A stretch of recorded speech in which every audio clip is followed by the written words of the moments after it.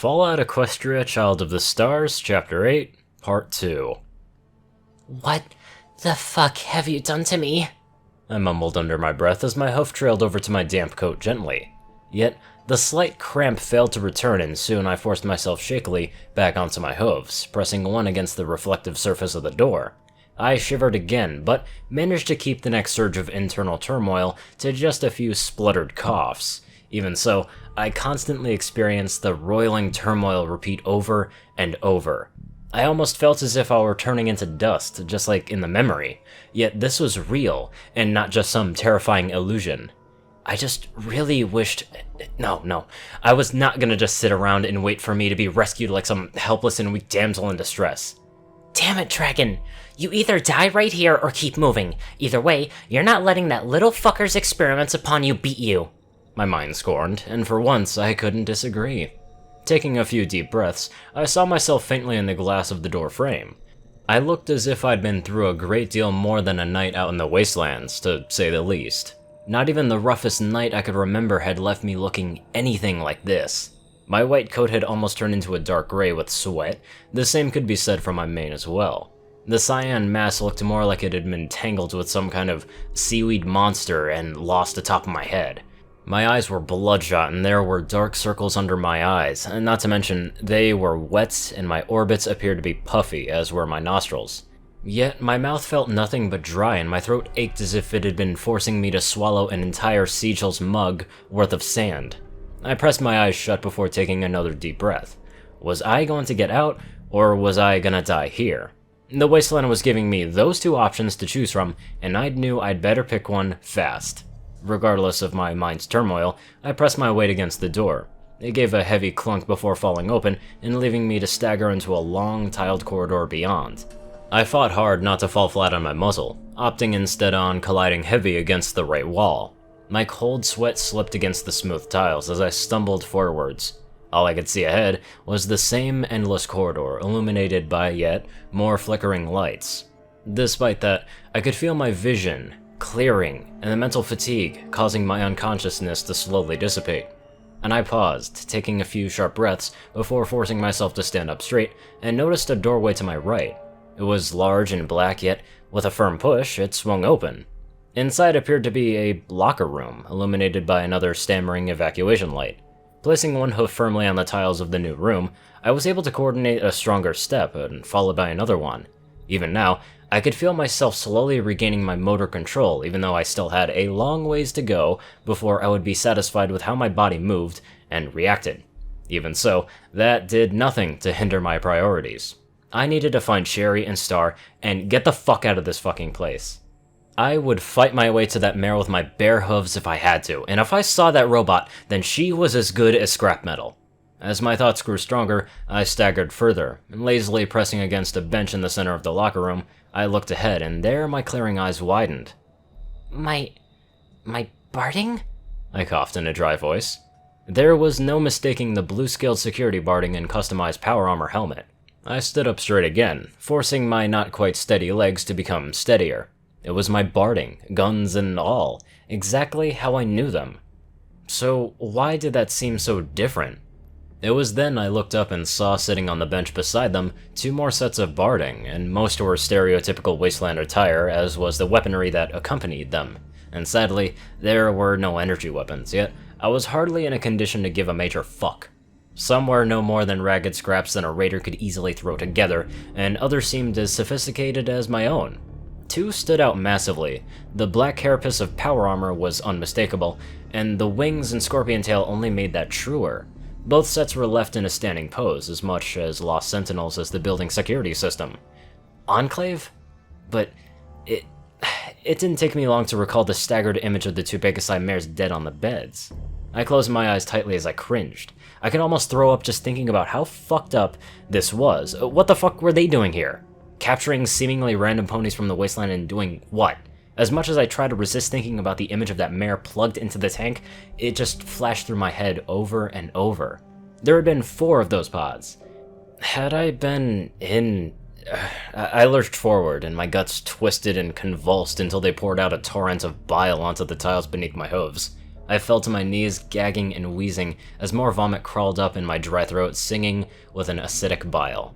What the fuck had he done to me? I felt myself asking again and again, each question sending a cold shiver down my spine. I felt my head press against the bench and my forehoofs became warmer due to my vomit as I waited for the gagging to cease. I was trembling more than ever, and I was afraid Suddenly, a sound sounded from a doorway behind me, and I stiffened my legs as fast as my traumatized body would allow, my mind turning back into a warped mess. Regardless, I forced my magic around my saddle blaster and looked into the empty doorway. She was coming back. That little floating fucker. She was coming to make me just like all those other mares she'd experimented on. All of those other mares she had raped. Whatever the fuck this situation I found myself in was, I just tensed my muscles, which ached in protest, as I levitated the modified energy rifle up to the open doorway. Come on, you buzzing little fucker. I'll show you perfection, I growled weakly. I didn't care that, given my state, even the hovering robot could probably beat me in combat.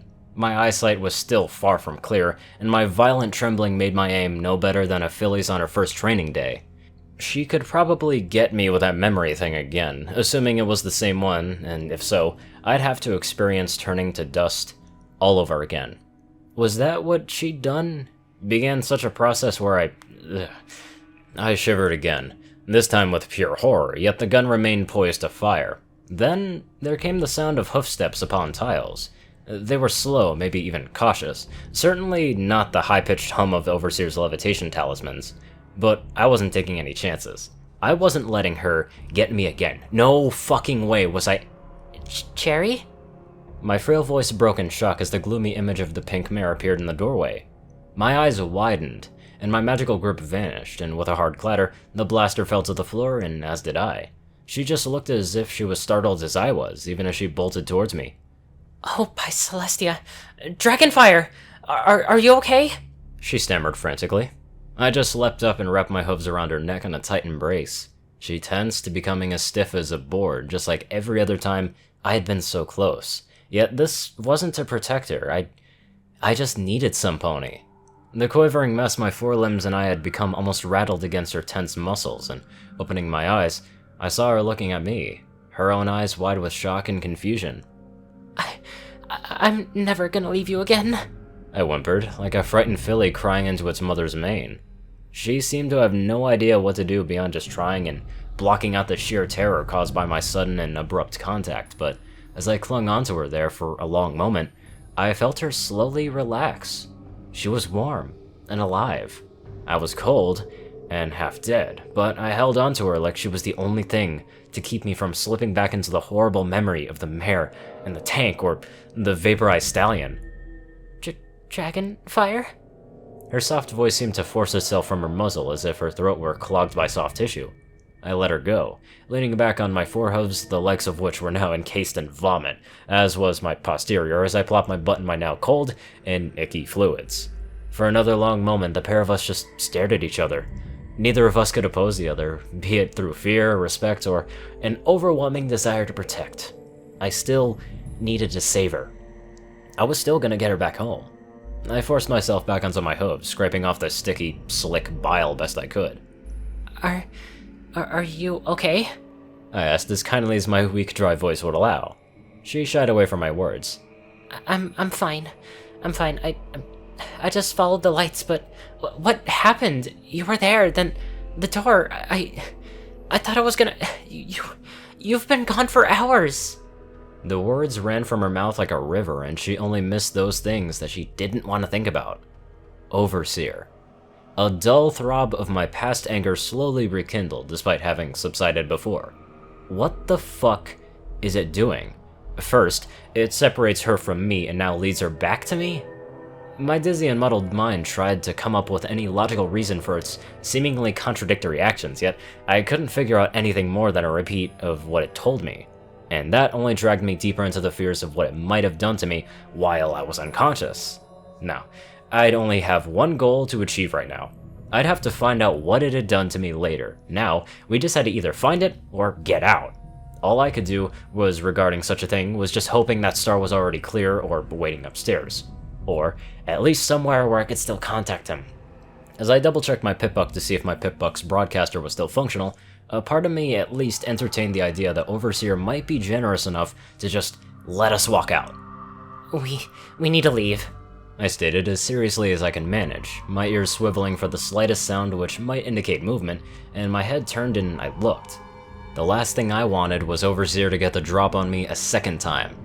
Cherry's expression remained gloomy, but she managed to give a small nod. Can you find the way back to the lift? I asked, stepping close to her. She seemed to freeze, but remained silent, though I wouldn't be surprised if her mind was whirling with all the manner of thoughts. Was she desperately trying to believe that she was useful? When that seemed to fail, her look almost was on the verge of tears. Cherry? I asked her in almost a faint whisper. She glanced briefly at me before shaking her head slowly. I just followed the lights. I wanted to find you, she murmured, and I sighed but nodded my head, understanding her logic. It doesn't matter. I would have done the same if I were you, I admitted. Yet Overseer seemed to have no intention of reuniting us until he had his way with me. My words, however, seemed to give Cherry a spark of life. With that, I took a slow step up beside where my gear was piled, levitating my barding and slinging it over my back while placing the helmet atop my head. My insides gave another twisting kick as I moved with extra weight of guns and dragon scale. I felt oddly warm, yet chilled as ice on the outside. I changed. Something inside me was different. I couldn't feel it entirely, but there was something nagging at my mind, like my body knew something that I didn't. It was as if it had been adapted for such a diversion in its normality, yet my mind hadn't. I took another step, shifting the warm sensation back into a dull ache, as all my muscles shared as I pressed on. Many corners later, and after what felt like an eternity of shivering, my body finally began to completely reawaken. My gasping breath slowed, and my eyes felt less strained in the bright light. Finally, we reached a fork in the corridor as Cherry anxiously tried to retrace the way she had been led, constantly glancing up to the lights as she went. I couldn't help but notice with mounting suspicion that all of the light had now turned on. Unfortunately, it didn't seem like Overseer was playing his little game anymore. The more I thought about that robot's sick intentions, the more it just made my head hurt. He could have fucked me up in so many ways. What was it? Radiation? Taint? Was I gonna turn into a ghoul or worse, whatever the fuck had happened to Hayland? I felt a cringe-worthy shiver in my gut as the remainder of that feeling, followed by another cramp, stinged at my insides. I could understand now why this job had been worth so many caps. No monsters or environmental hazards, just some fucked up facility with an even worse caretaker. By the goddesses, if I was gonna die, I was gonna haunt that client forever. So let's see how they like an unprissy ghost. I closed my eyes, trying not to think about any of it. Horrid memories of ponies and pods, the dead mares back in the hospital room, and more difficulty, the strange feelings bubbling inside of me. Just ignore it. My mind advised. Get out, then you can worry about it later. Oh yeah, the good old just doesn't think about it routine works every time, brain. Thanks oh so much for the advice. No, it was not that easy, but at least for the moment, I only felt slightly worse than the roughest night I could remember. And that changed a moment later as I glanced down a corridor to my left. Instantly, I recognized the corridor at which I found the office, the shattered glass of the medical door a big giveaway. Hey, I came this way, I stated, gesturing towards the corridor. Cherry paused, looking back to me with slight skepticism.